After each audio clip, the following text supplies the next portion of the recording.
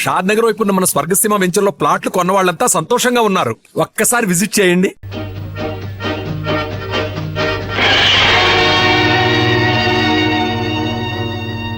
ఏమైందా? ఇంజిన్ చెడింది. ఎంత టైం పడుతుంది? 2 గంటలు. టైం ఏంటండి? 9:30. 9:30.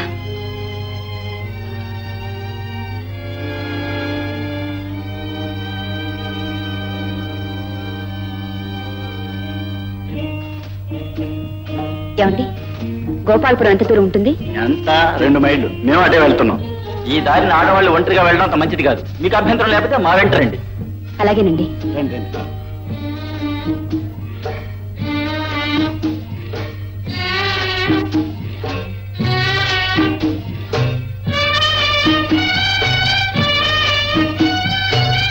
ఆగండి, ఎక్కడికి తీసుకెళ్తున్నారు? రండి. ఇంకా మనకి అడ్డేమిటి? పట్రా.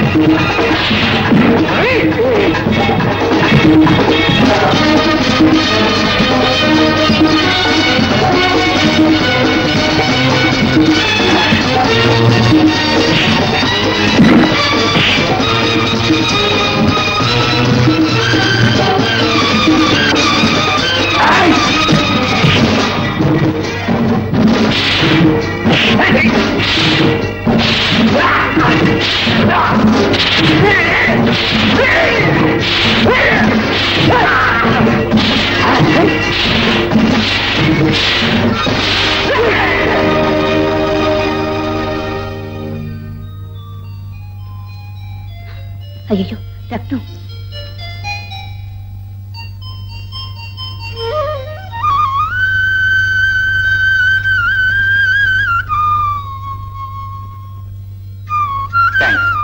నేనే మీకు థ్యాంక్స్ చెప్పాలి. మీరు ఎక్కడికి వెళ్ళాలి? గోపాలపురం. రండి, నేను డ్రాప్ చేస్తాను. లేదండి, ఇప్పటికే మీకు శ్రమ కలిగించాను. పర్వాలేదండి, ప్లీజ్ రండి.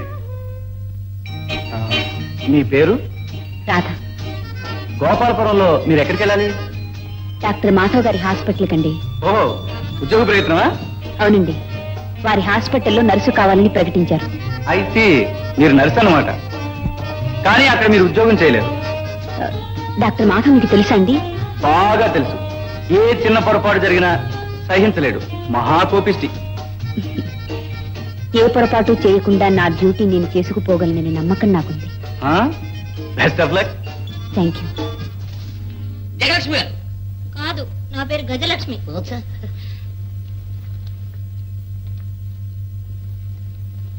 Take you SIT.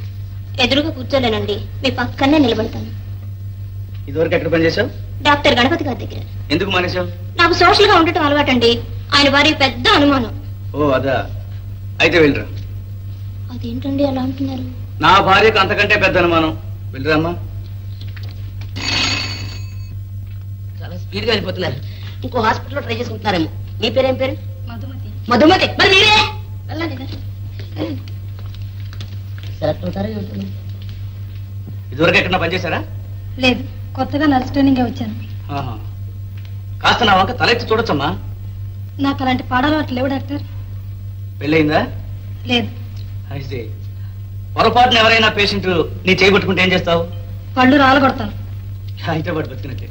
చూడమ్మా, నువ్వు వెంటనే పెళ్లి చేసుకుని భర్తతో కాపురం పెట్టు. డాక్టర్. అవునమ్మా, నువ్వు నర్సు ఉద్యోగానికి పనికిరావు. వెళ్ళమ్మా. సెలెక్ట్ అవుతున్న నమ్మకమే. పేరులోనే ఉంది గమత్తు. సెలెక్ట్ అయ్యారండి. సెలెక్ట్ అయ్యారు. చూసారండి, నేనేదో వద్దన్నట్టు. మీరు ఒక్కరే మిగిలారా? చూడండి, మా డాక్టర్ గారి పరీక్షలో భగవంతుడు కూడా నెగడని ప్రూవ్ అయిపోయింది. ఇంకా నీ అదృష్టం నా అదృష్టం తప్పదాలండి.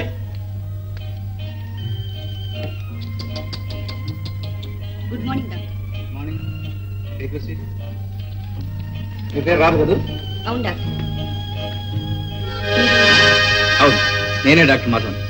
కూర్చోండి. మిస్ రాధ, విసిగించి బాధించే రోగుల్ని నర్సు ఏ విధంగా చూడాలి? తల్లిలా చల్లగా చూడాలి. ఎంత కష్టం కలిగినా భరించాలి. చిరునవ్వుతో వారించాలి. Very good. మిస్ రాధ, నీకు పెళ్లి కాలేదు కదా? ఏ బాధరబందీ లేని నర్సుకి ఇక్కడ చోటు ఉందని ప్రకటించాం. నాకెవ్వరూ లేరు డాక్టర్.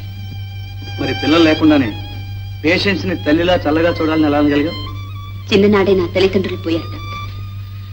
అప్పటి నుంచి ఎన్నో కష్టాలు అనుభవించాను. ఆ కష్టాలే నాకు పాఠాలు నేర్పే డాక్టర్.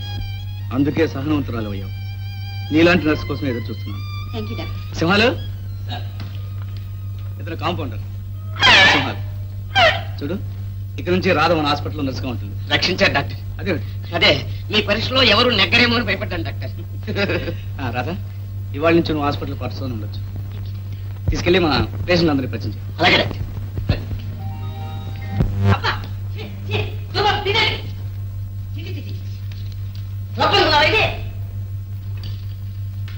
రోజు మహాశయ జాగ్రత్తగా వినాలి.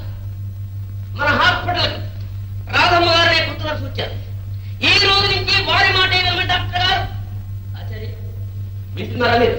నీతో చెప్పినట్టు మాతో చెబుతున్నావు అంతేగా. అంటే చిరకాలం ఇలాగే ఉండిపోతాం కదా.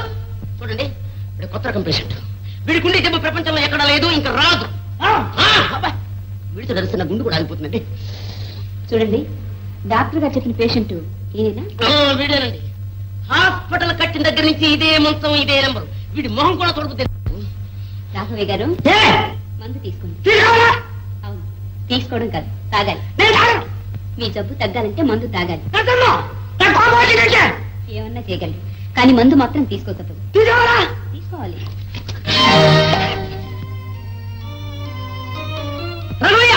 సింహాలు గారు, పర్వాలేదు, తీసుకోండి. నర్సమ్మా, నువ్వు మనిషి కాదమ్మా, దేవతమ్మా, దేవత.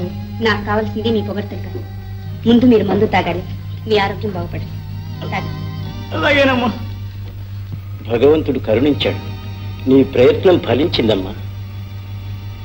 నాకెవ్వరూ లేరని అబద్ధం చెప్పాను. కానీ ఏనాటికైనా డాక్టర్ గారికి ఈ నిజం తెలిస్తే? చెప్పండి, ఎలా తెలుస్తుందమ్మా?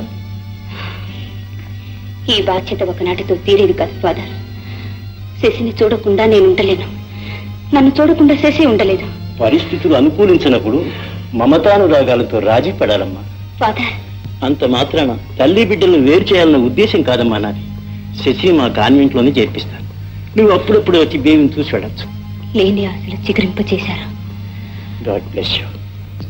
మంగమ్మ, నువ్వు బతుకుతుంటే అందం,